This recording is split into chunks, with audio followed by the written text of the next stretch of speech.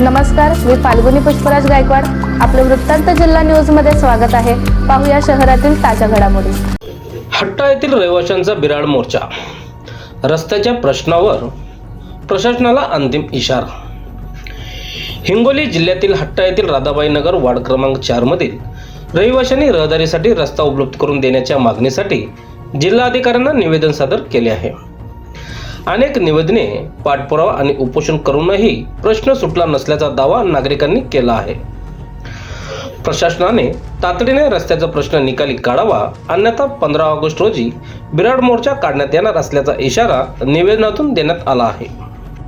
निवेदन देता समयी स्थानिक रहिवासी सुरेश जाधव, मथुराबाई भालेराव, लक्ष्मण कदम, तेजस चट्टे, मुकुंद गायकवाड, सावळा डुकरे, हनुमंत पवार, शबाना पठाण, पिराजी इकरे, अनिल कंगले, बाळू शिरसाट, शौकत सय्यद आदी उपस्थित होते.